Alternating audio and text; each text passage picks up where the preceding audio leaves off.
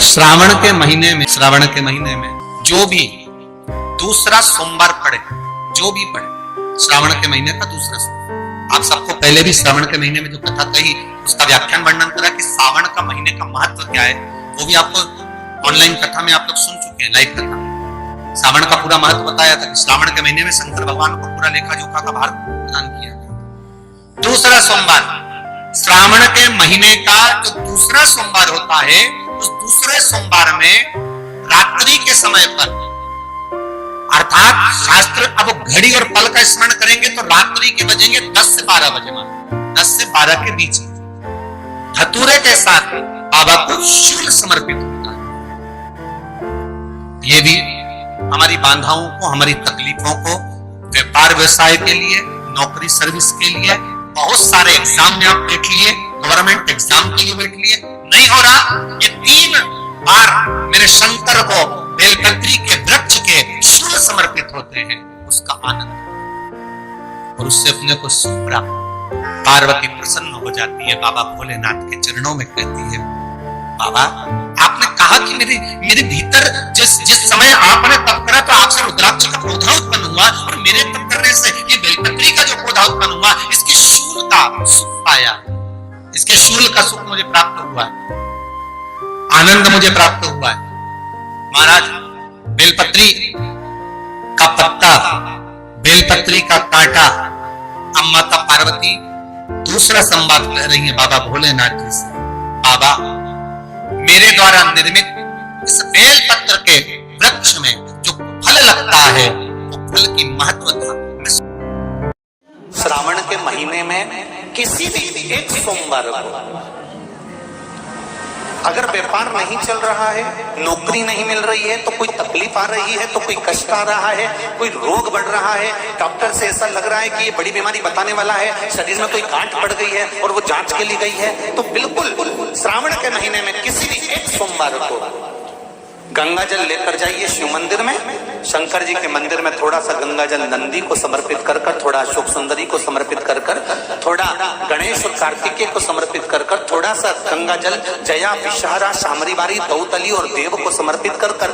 थोड़ा सा गंगा जल शिवलिंग पर समर्पित कर दो और उस गंगा जल को वापिस झेल कर लेकर आओ। 3 दिन तक लगातार उस गंगा जल को पीना प्रारंभ करो, उसके बाद जांच के लिए आप कहीं पर भी जाइए, बाबा कृपा जरूर करेगा, ये निश्चित। ये शिवलिंग जलाधारी यहां से जल अशोक सुंदरी के पास में से नीचे की ओर गिर रहा, ठीक है। बेलपत्र नहीं है आपके पास चढ़ाने के लिए, मत चढ़ाओ। जल नहीं है चढ़ाने के लिए, मत चढ़ाओ। अक्षत नहीं है चढ़ाने के लिए, मत चढ़ाओ। पुष्प नहीं है शिव जी को चढ़ाने के लिए, मत चढ़ाओ। शमी पत्र नहीं है, मत चढ़ाओ। पर किसी शिवालय में, किसी शंकर के मंदिर में अगर तुम गए हो, तुम्हारे पास में कुछ भी नहीं है, जो भी भगवान का दर्शन तुमने किया है, तो यहां से जो पानी नीचे गिरता है, उस गिरने वाले स्थान पर मात्र अपने हाथ का 3 बार स्पर्श कर कर बाबा से दिल की बात कहकर आ जाओ, तो मन की मुराद बाबा पूर्ण कर देता है। वो सहज प्रसंग है। पहला दिन एक बेलपत्र शिव को अपनी मनोकामना कर कर रोग धोग बीमारी तकलीफ कष्ट दूर करने के लिए शंकर के शिवलिंग पर अगर बन सके तो मंदिर में, आप लोग तो यहाँ हैं तो देवाधिदेव महादेव कंकर शंकर को चढ़ाओ, और अगर बेलपत्र नहीं हो तो बेलपत्र जो चढ़ी हुई हो उसी को धोकर वापिस चढ़ाओ। वापिस और सावन का महीना है, दिल से बाबा को ले जाए।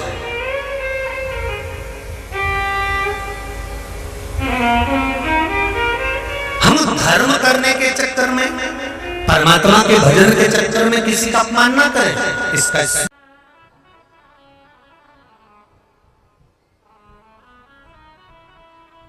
जब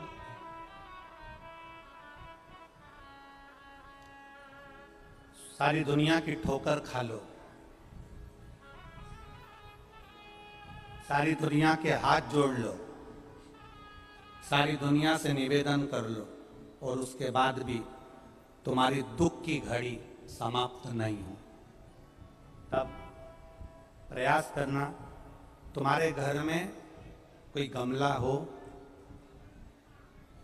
कोई पौधा लगा हो, जो भी पौधा लगा, हम ये नहीं कहेंगे कि वो गुलाब का है कि गेंदा का है कि शमी का है कि बेलपत्री का है, जो पौधा तुम्हारे घर में लगा, जो पौधा, एक प्रयास करना। अभी सावन चालू हुआ है, अगर तुम्हें लगता है कि मेरी दुख का समय समाप्त नहीं हो रहा, मेरी दुख की घड़ी समाप्त नहीं हो रही, तो घर में रहने वाले जितने लोग आस्था चैनल पर कथा सुन रहे हैं, जितने फेसबुक यूट्यूब पर कथा सुन रहे हैं, और जितने पुष्कर राज की इस पावन धरा पर बैठकर कथा सुन रहे हैं, उनसे निवेदन करेंगे, श्रावण 2 सावन अब की बार हैं, एक अधिक मास का भी पड़ेगा और एक श्रावण ये पड़ेगा। ये जब 2 श्रावण पड़ते हैं तो इसमें हरि और हर का मिलन होता है, हरि और हर का मिलन, क्योंकि अधिक मास जो है वो भगवान पुरुषोत्तम का है, भगवान विष्णु का, और सावन के मध्य में अगर पड़ रहा है तो देवाधिदेव महादेव के साथ भगवान हरि का मिलन हुआ है, इसलिए इसको हरिहर श्रावण कहते हैं। ये 2 महीने के श्रावण में अगर मान लो एक दिन आपका निकल भी गया, 2 दिन आपके छूट भी गए, कोई दिक्कत की बात नहीं है। जो पेड़ तुम्हारे यहाँ लगा हो, जो पौधा तुम्हारे यहाँ लगा हो, जो वृक्ष तुम्हारे यहाँ लगा हो, जो क्यारा तुम्हारे यहाँ, कुंडी तुम्हारे यहाँ, उसी की मिट्टी को, उसी के पेड़ के नीचे, उसी पौधे के नीचे, उस मिट्टी को थोड़ा सा हाथ से उसको उठाकर एक लिंग की आकृति बना ले। उसमें जलाधारी बनाने की जरूरत नहीं, केवल लिंग की आकृति बनाकर उसी की पूजन वहीं कर कर पानी चढ़ाकर 15 से 20 मिनट बाद अपना काम करने के बाद उसी को उसी मिट्टी में विसर्जन कर दें, अपनी कामना कर कर। देवाधिदेव महादेव 2 महीने के बाद क्या देगा ये वही जान सकता है।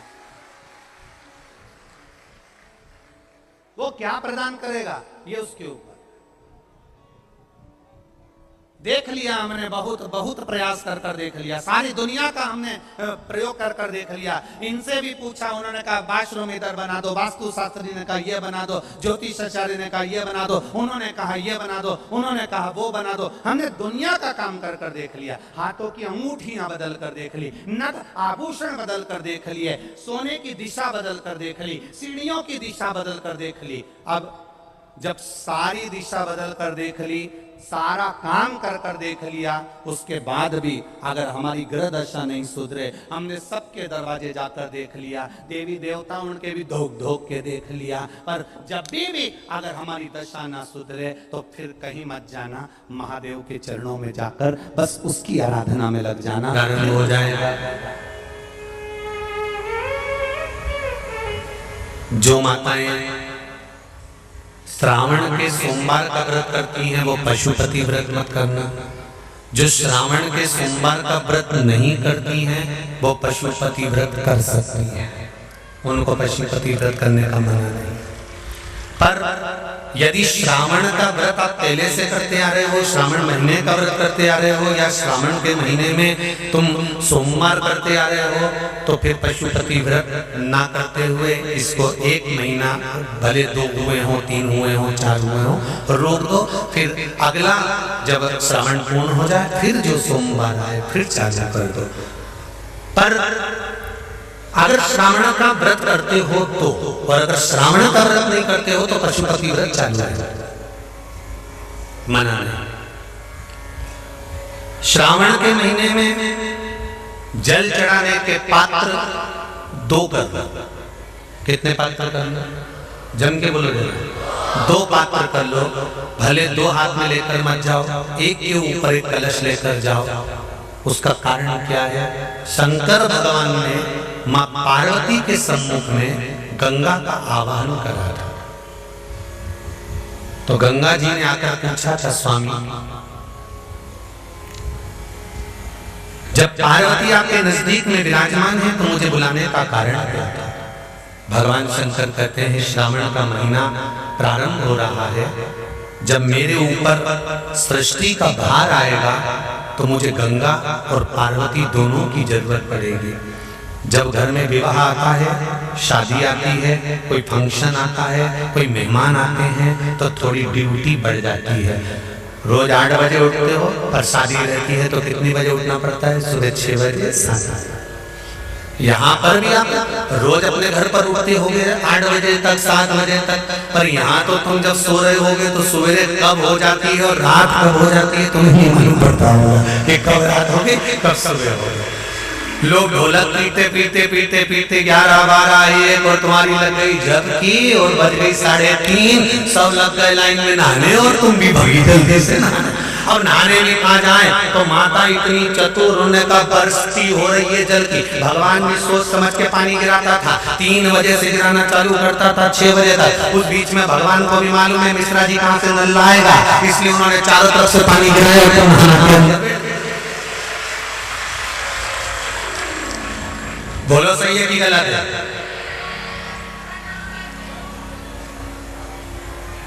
सब बाहर निकली धीरे से, इतनी चतुर राम जी, गजब की चतुर लोग आया है, गजब।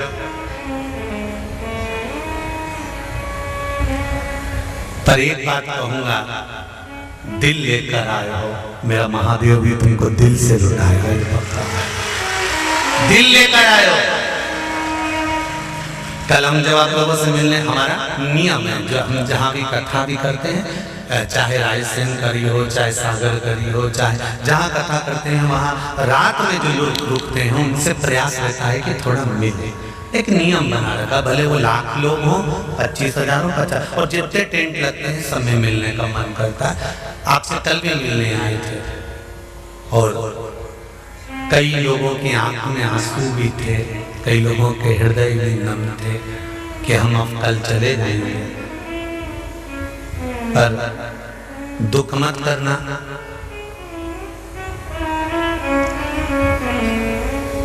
दूसरा कोई स्थान हो वहां से जाओ तो वापिस आने की गारंटी है कि नहीं है, पर यहाँ तो सील और ठप्पे लगा कर भेजता है कि वापिस बुला लाएगा। तो फिर क्या दिक्कत? उसकी आराधना मात्र करिए।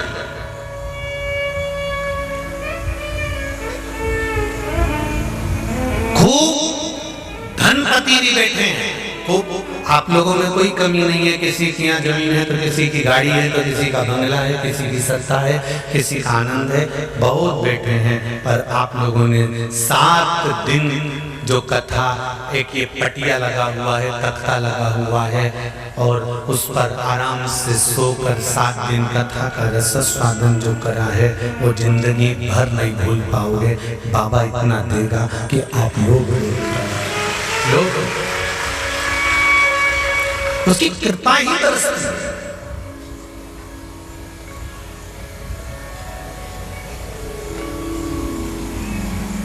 उसकी कृपा बिना कुछ नहीं, तेरी कृपा बिना न हिले एक भी अणु, लेते श्वास तेरी कृपा से तनो तनो। बाबा की कृपा होती है तो आना होता है।